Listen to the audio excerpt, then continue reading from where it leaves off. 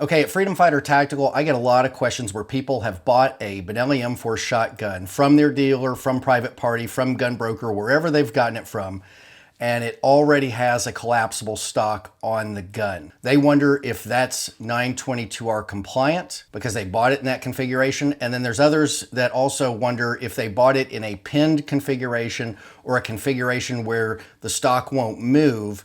Is that going to need a 922R compliance as well? This is a question we get a lot at Freedom Fighter Tactical, and we're going to talk about it in this video. Let's get started right now. Hey there, I'm Todd. I'm the owner of Freedom Fighter Tactical. We've been in business since 2008 as a leader of Benelli M4 shotgun parts, making your shotgun a lot better and easier to use, tricking it out in all sorts of ways, also for the Benelli M1 and M2 shotgun. And like I said, in the last year or so, people have been buying a lot of Benelli M4s that already have the collapsible stock on there, and it will collapse. And there's others who buy it with the collapsible stock on there and it's pinned in the fully extended position, or it has a recoil tube on there that only has one notch, which prevents it from collapsing to any other position. And there's a lot of people that think that because it doesn't collapse, all of a sudden 922R doesn't apply, and that couldn't be further from the truth. And we're going to talk about that in this video. But first, this is the start of me doing a lot more videos on the Benelli M4 shotgun, more than I've done so in the past. So if this is the kind of thing you're looking for on YouTube, you're part of the Freedom Fighter Tactical community, or you're a part of the Benelli M4 or the Benelli M1 or M2 community, be sure to hit the subscribe button down below, hit the bell so you're notified when new videos come out. And also go over to the Freedom Fighter Tactical website and get on the email list. The email list is very valuable for those who want to be in the know on the Benelli series shotguns, what's going on at Freedom Fighter Tactical, what new parts are coming out, what new parts we're adding to the inventory. We're always looking for new stuff that makes this gun more fun, better, configures it in various ways. So again, if you like that kind of content, be sure to hit the subscribe button, hit the bell, and subscribe to our email list. Okay, so again, people are buying the Benelli M4 stock all over the country, particularly this year with all the panic buying and everything. Benellis are a hot item. Everybody wants one. And a lot of people are finding them in a configuration where the collapsible stock is already on the gun. Arguably, it's not always a collapsible stock. Maybe a better way to call it would be a skeletonized stock, because if it's pinned and it doesn't collapse, then is it skeletonized or is it collapsed? And if it's got a recoil tube on there that prevents it from collapsing, is it a collapsible stock anymore, or is it a just simply a skeletonized stock? And then, of course, if it does collapse back and forth, does 922R comply in any of these situations, but does it comply if you bought it in that configuration? So we're going to take these issues one at a time really quick in this video. And I want you to understand that this information is not legal advice. That's very key, okay? I could be very mistaken on things. I highly doubt it, but it is up to you to seek counsel if you want legal advice. If you want to be sure that what you're hearing is legal advice, have your counsel watch my video and follow up with some research and tell you whether it's correct or not. Do your own research if you feel comfortable doing your own research. But in the end, this is, merely entertainment for the Benelli community and food for thought, but it's not definitive by any means. The law always changes. And even if the law hasn't changed for 100 years, you could gather 20 attorneys in the room, all gun attorneys, all very seasoned gun attorneys, and take a law and throw it into the mix and ask them what their opinion is on the law and what it means. And they all come up with different conclusions. So that's the interesting thing about the law. There is no 100% accurate, true.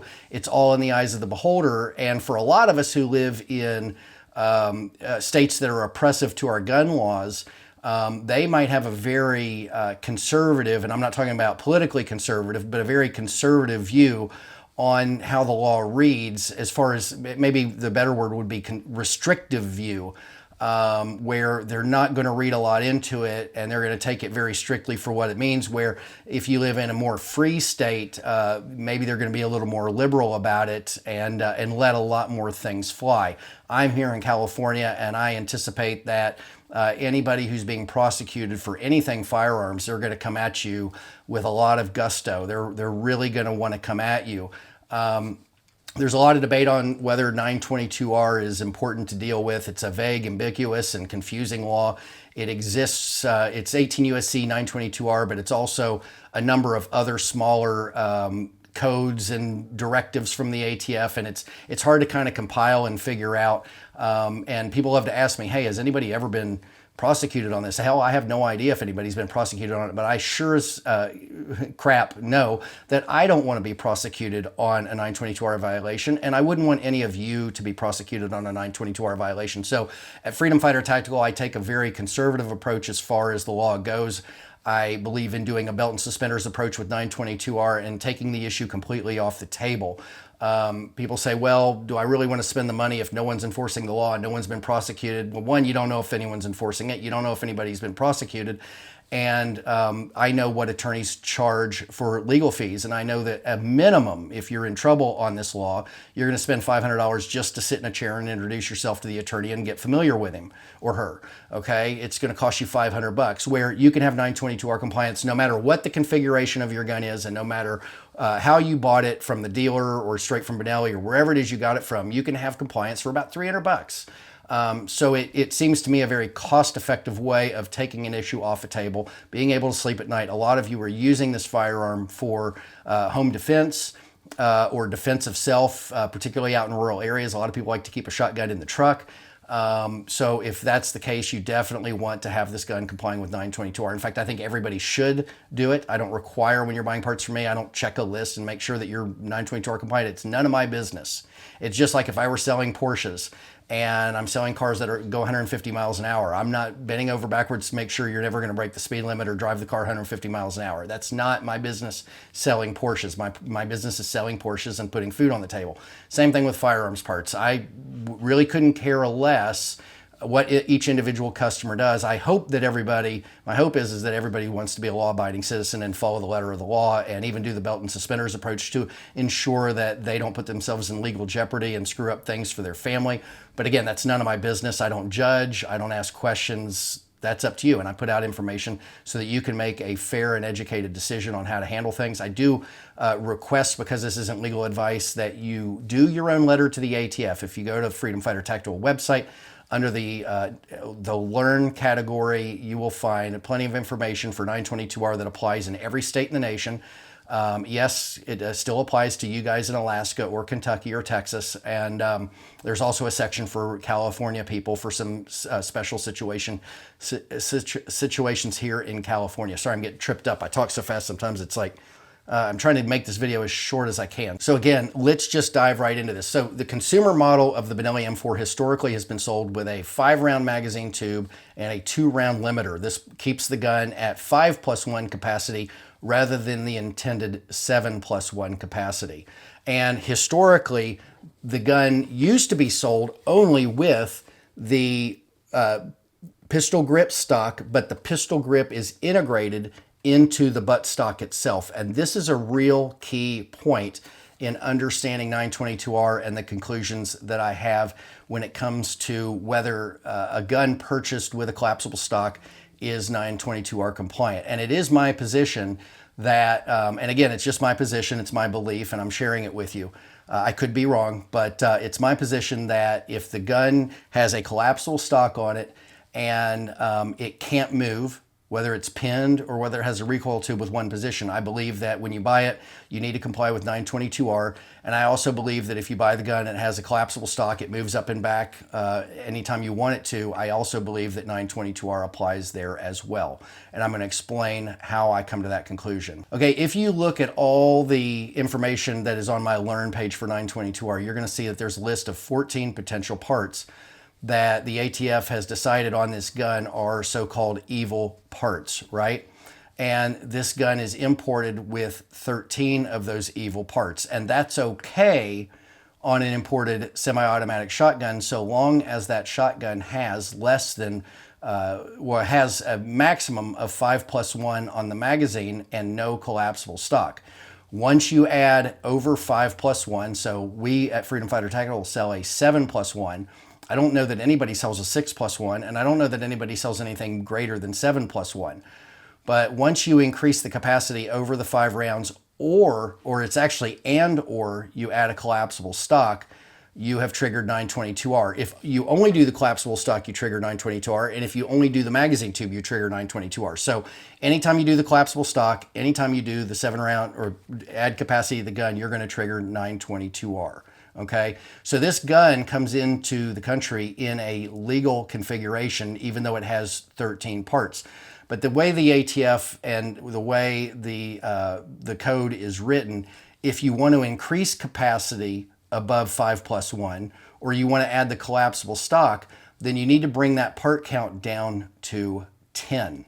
Okay, 10 of those features, 10 of those parts.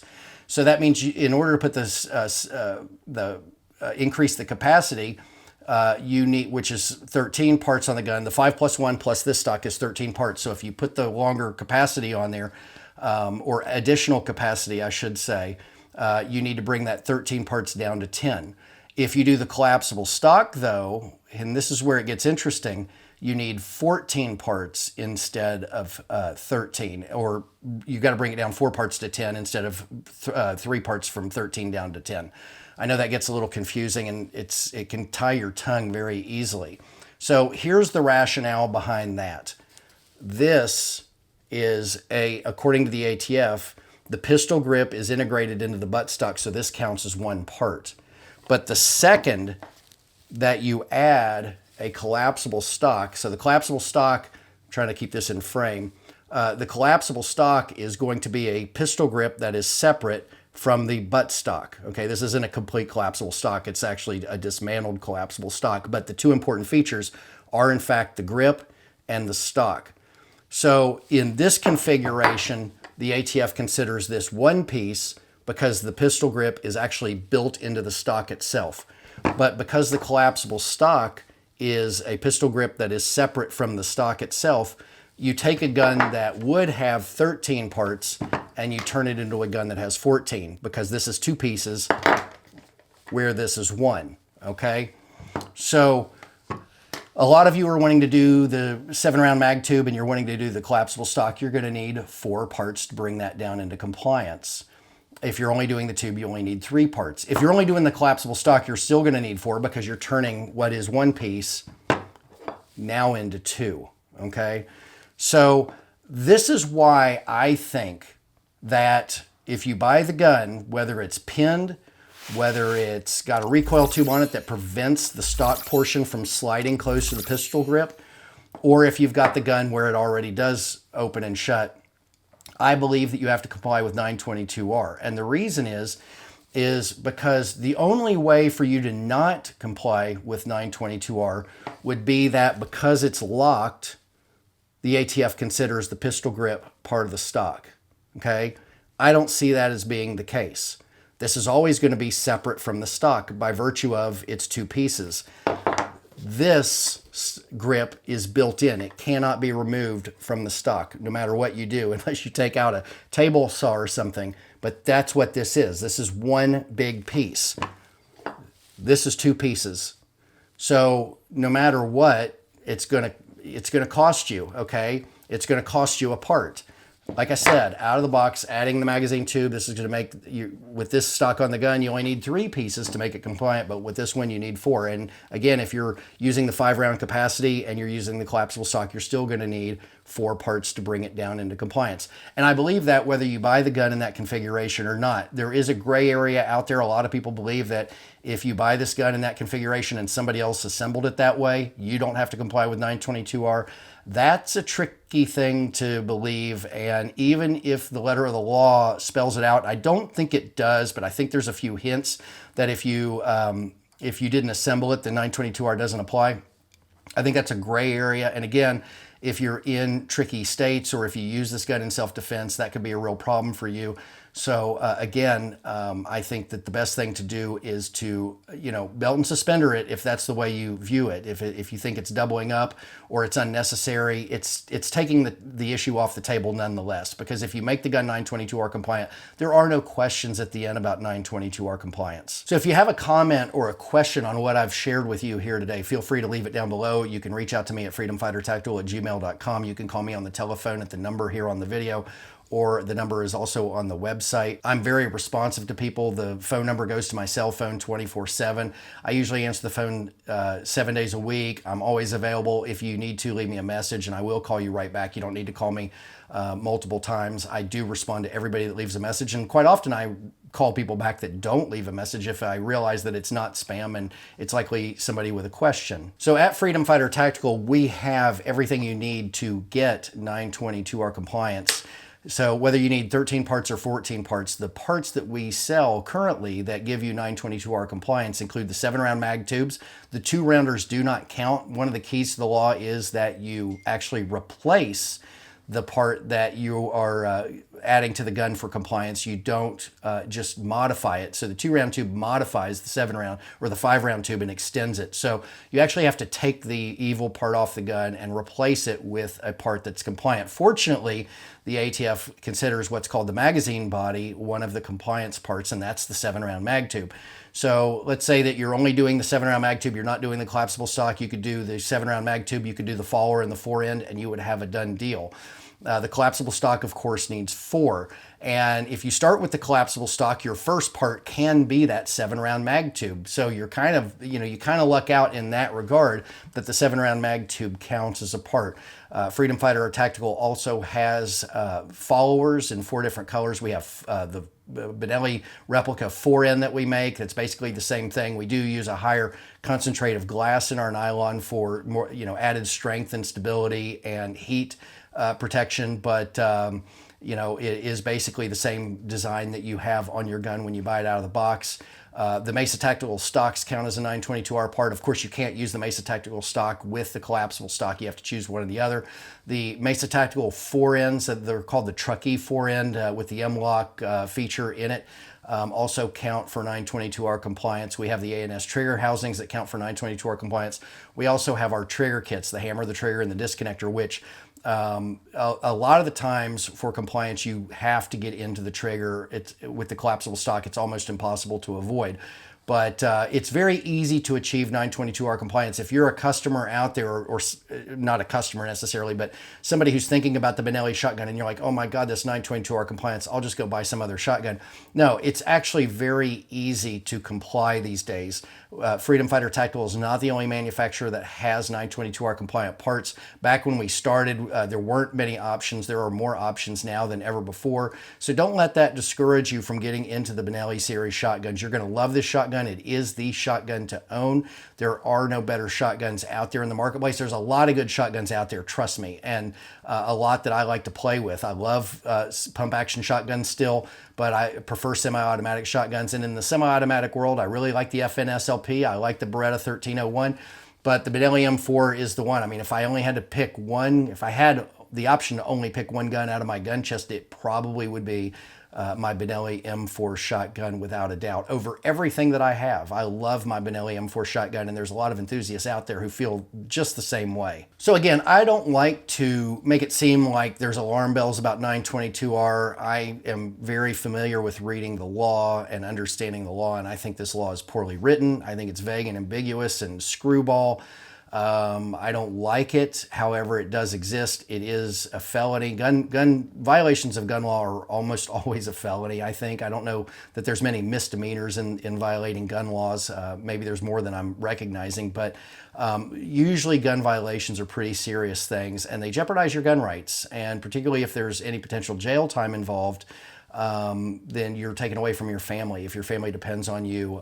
If you're using the gun for self-defense, home defense, you definitely want to have it, whatever you're using in your house, you want it to follow the letter of the law, because you know you're going to have people sniffing over your gun and probably over your gun safe trying to determine, what's this guy or girl doing? Is everything kosher here? So you want to do the best you can to follow the letter of the law. And I do think that the very best thing that you can do as a Benelli enthusiast, if you're doing things that are 922R issues, is use the address that I have on the website under the 922R FAQ to send your own letter to the ATF. I know a lot of you don't want to send a letter to the ATF. You think, oh my God, I'm going to be on their radar. You're already on their radar if you've bought guns. So don't worry about that. If you were in legal jeopardy for any gun, if you had a letter from the ATF that instructed you to configure that gun in the way that you have, and that's what the jeopardy is about, then you have a very strong position in fighting back a prosecutor who is coming after you. Because, I mean, what more can you do? If you send a letter to the ATF and they give you an answer and you follow it, and then somehow or another that gun ends up being illegal in that configuration, and what the ATF told you was somehow erroneous, well, what more are you supposed to do? So it's going to carry a lot of weight. So you want to do what you can to ensure that you're following the letter of the law and you've got your belt and suspender approach in place. Okay, so I told you that if you watch this video at the end, I'm going to show you a quick and dirty way to measure your shotgun so that you can determine if it's too long for you or not. And I can actually do that with just this piece, and I'm going to show you what I mean. So I learned this out at Front Sight in Nevada probably 15 years ago from an instructor who was a retired Marine and who had been an instructor within the Marine Corps. And he said a quick and dirty way, and keep in mind I'm wearing a sweatshirt here, so the results might not be perfect. I know they're not going to be perfect because this is a Benelli OEM stock and it is too long for me. But he said this is a quick and dirty way where you can tell if a shotgun stock is too long for you. So you're going to take your gun, and of course you go get your gun. It's all going to be put together and everything. I just have the stock itself. But you're going to take your gun in your firing hand, right? Keep your finger down the side of the gun, of course. Make sure it's empty before you do this, all that. But you're going to basically raise your, let's see, let me get into frame here. You're going to take your elbow and you're going to have it 90 degrees. And basically I have the gun, or the stock, but it otherwise would be a gun, pointed straight up at the sky. And that, see how that stock is coming right down into my arm? Okay, I'm trying to keep it in frame here. Oh, there we go. Okay, so you see the buttstock is down into my arm. Now keep in mind, I am wearing a sweatshirt. The best way to measure this is like put a t-shirt on or something like that. But if this stock is touching your bicep, then it's too long for you. And so if I don't have a Mesa stock handy right now, but the Mesa Tactical stock takes 2 inches off, which I think is about to right here, which would put me above my, well, maybe it's a little lower, maybe it's about right there, but still it would give me the clearance that I'm looking for. So you basically take your elbow out to the side of your body, point it at the sky with your elbow at a 90-degree angle, and see where the stock fits. If it's touching your bicep, or actually if it's within a ½ inch of your bicep, then it's too long. You need a shorter stock. So it would be the collapsible stock, maybe in the second position if you have a recoil tube with multiple positions. Or it would be the Mesa Tactical stock. I think the Mesa Tactical stock is the best stock for this gun on the market no matter what, unless you have a very specific reason for needing a collapsible stock. And I'm not talking about a, hey, it looks really cool reason. I'm talking about a utilitarian reason.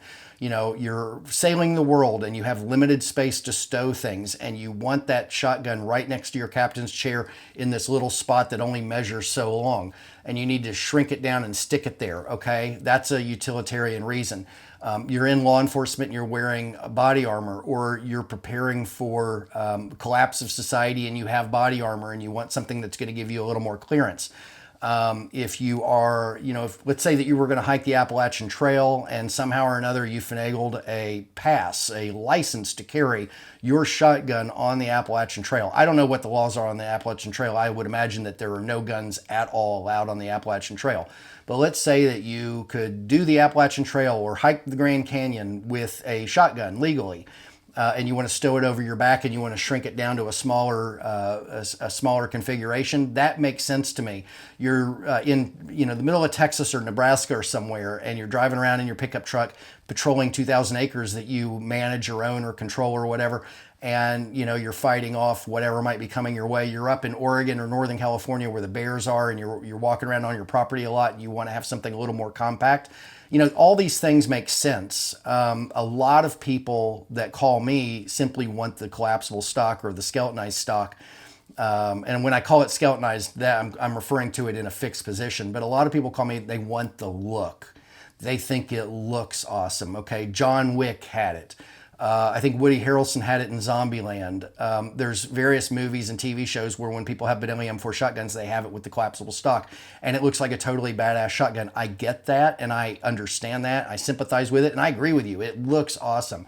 Personally, I still don't, despite the looks, I still don't think it's the best stock. I think the best stock is the Mesa Tactical, but for a lot of you who are simply going on looks alone, you might want to rethink your position and think about the utilitarian reasons behind your shotgun, and talk to some knowledgeable people. You're welcome to call me and talk to me about it, and I'll give you further thoughts outside this video. Call other instructors and ask them their opinions between a pistol grip stock that is not skeletonized and the skeletonized version. What is better, particularly for you new shotgunners? And there's a lot of new shotgunners right now who want the cool shotgun. Everybody's panic buying during the COVID response here in 2020, and everybody sees the cool shotgun and they want the cool shotgun with the skeletonized or the collapsible stock. Think about it. A lot of newbies buy things that they think looks cool and that they think they need, and it doesn't end up being that way, and later on you change your mind. And the collapsible stocks are very expensive. They're hard to get, and they're upwards of $500 easily, I'm sure, right now. So think about that. So that's pretty much it, folks. I appreciate you watching the video. I encourage you to share your thoughts with me. I wish you all the very best. I want you to be safe, happy, and healthy. 2020 has been a terrible year for everybody, no matter what your political persuasion is. I think it's been worse for those who probably align with my political persuasion, but I don't know. I have seen some videos of people that are opposite of me politically where they are going insane. So, and of course, all the burning and rioting and the collapse of society out in the street tells us that they are not happy either. So there's a lot of unhappiness in this country. A lot of people are arming up just in case they need to. It's not just buying toilet paper and bicycles and things. It's buying guns too. And it's going to change the landscape of the gun culture forever. This year is monumental in what it's doing for gun culture in the United States, and I think for the better. But there's a lot of new people in the fold, and we need to be patient with these people. We need to help them out in every way we can, welcome them into the fold. It doesn't matter who they are, what their background is. Everybody, in my opinion, is welcome in the gun community. I don't even care if you're completely politically opposite of me. I will help you in any way that I can, so long as I don't know that you're out standing, guarding people that are burning and looting. I don't want to see that. But, the gun community has a very...